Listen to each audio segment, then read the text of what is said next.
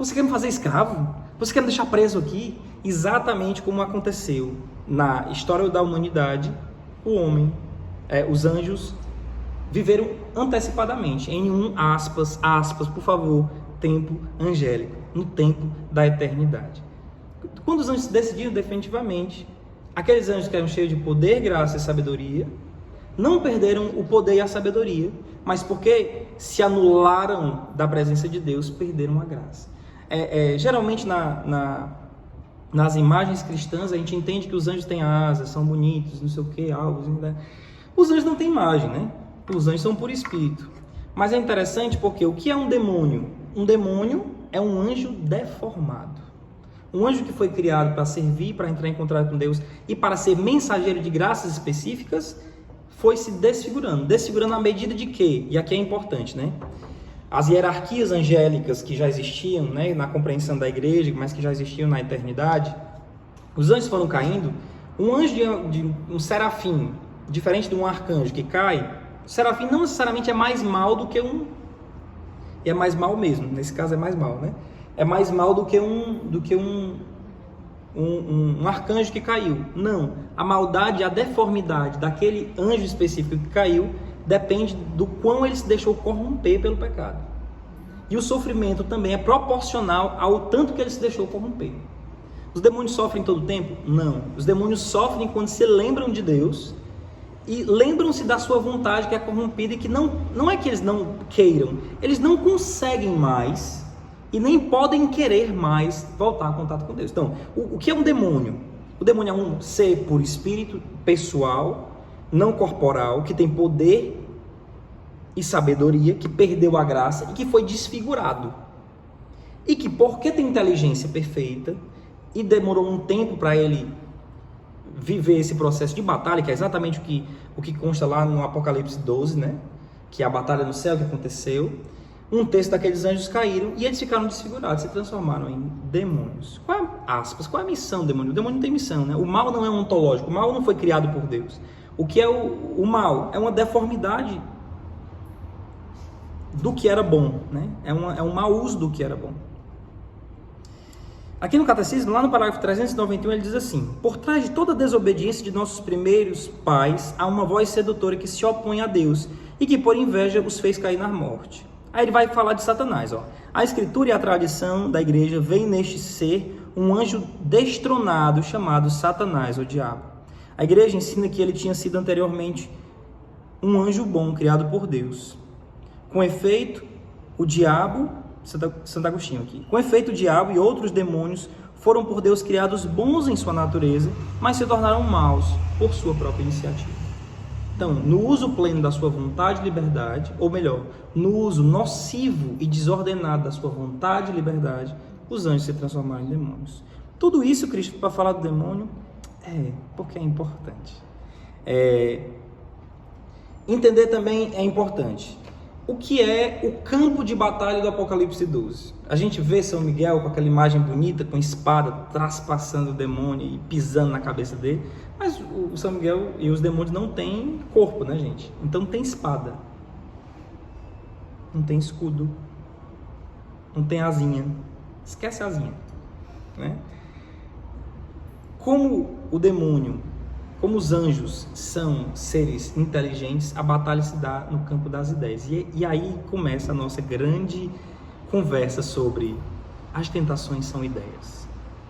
A ação diabólica no mundo são ideias. Isso é fantástico. Porque, na verdade, a batalha espiritual não é uma batalha afetiva, como às vezes a gente, no nosso seminário de vida do Espírito Santo, por certo seminário, a gente fica, estou todo arrepiado. Ok, Deus pode lhe dar sensações e o demônio também pode lhe dar sensações ruins. Mas, mais do que isso, são ideias, são dispersões, são ideias sacrílegas, depois mais pra frente eu vou falar disso, mas são ideias. A batalha espiritual no céu aconteceu por meio de ideias, de pensamentos. E é aí que nós somos tentados, e é aí que nós nos perdemos. O demônio se revoltou contra Deus e começou a agir contra Deus, né? Não teve esse negócio, o demônio quis incendiar o céu. Meu povo, o céu é um estado, o céu não é um local. O inferno é um estado, o inferno não é um local. Certo? é importante que a gente... Porque tem algumas coisas na internet que o demônio quis incendiar o céu, Deus expulsou o demônio para o inferno, prendeu o demônio no inferno. O demônio não está preso, ele está solto nos ares. Por favor, ele está solto, né? Aqui, ó, no meio da gente. E ele age no meio da humanidade. E aqui é importante dizer, né? Nosso anjo da guarda, ele age constantemente, porque eu não posso dizer mais está, né? Constantemente, na verdade. Ele age constantemente na nossa vida. Todos nós recebemos um anjo da guarda, doutrina católica. Mas, nós não recebemos um demônio da guarda. Então, assim, não tem um demônio todo o tempo perturbando você. Tem um anjo todo o tempo querendo reger, proteger, guiar. Entendeu?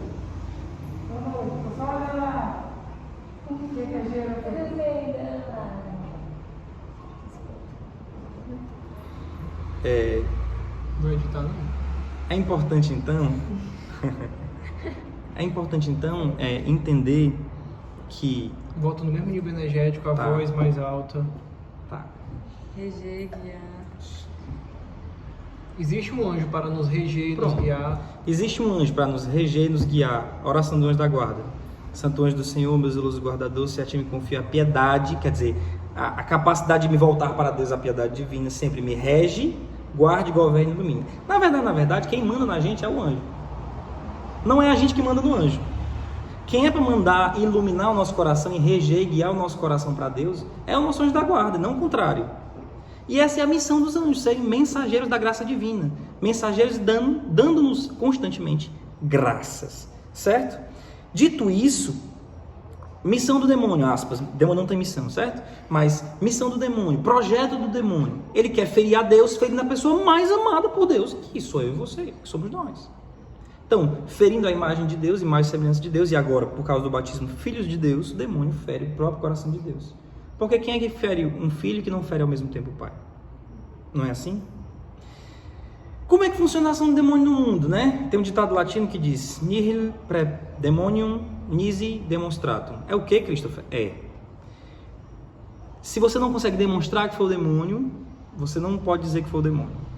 E aqui é exatamente o contrário que a gente está acostumado a dizer.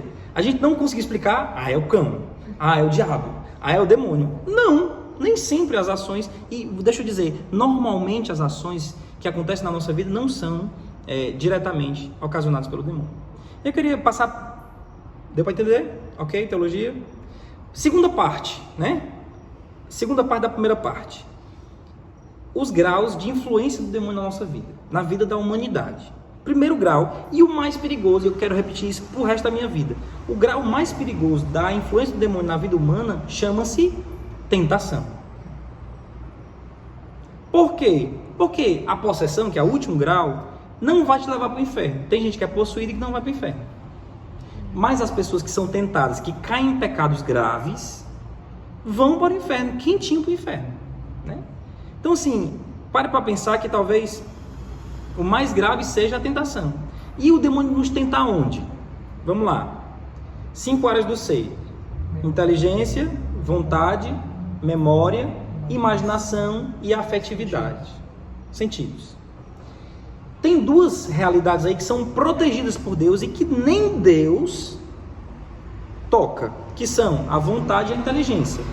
Problema: a sua inteligência pode ficar turva por causa da quantidade de pecados que você causa. A concupiscência adquirida por meio do pecado inicial, do pecado original, ela vai sendo aprofundada por meio do pecado atual e a nossa inteligência vai ficando turva. Problema: as outras 3 áreas que eu falei, né, que é a memória, a imaginação e a afetividade, são expostas ao pecado. Então, por exemplo, a tentação, ela pode ser uma tentação diabólica, mas ela pode também ser uma tentação da sua carne.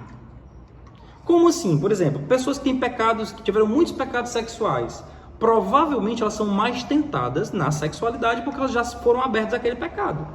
Pessoas que tiveram muitos pecados contra a justiça, não pagando o correto para um empregado, eles vão ser constantemente tentados naquele pecado específico, porque a sua carne já, aspas, conhece o pecado, já conheceu o fato do pecado. E também tem a tentação do mundo. O mundo, com o espírito do mundo, não estou falando de demônio, estou falando do espírito do mundo, ele pode nos tentar. Por exemplo, eu quero eu estava até conversando, né, no caminho, o mundo é muito besta, né? Eu posso ser tentado a ter o melhor carro do mundo, a ter uma imagem, não quer dizer que uma imagem bonita com um carro bom seja em si ruins, mas existe uma tentação de vaidade, vocês entendem? Pelo mundo, não é o demônio, não é minha carne, é o mundo, é a sociedade, é o que os outros esperam, é o olhar dos outros. Quando você fica uma pessoa madura, você vai começando a anular um pouco o que o mundo pensa. Importante dizer, a tentação leva a alma a negar a Deus e cometer o pecado. Indica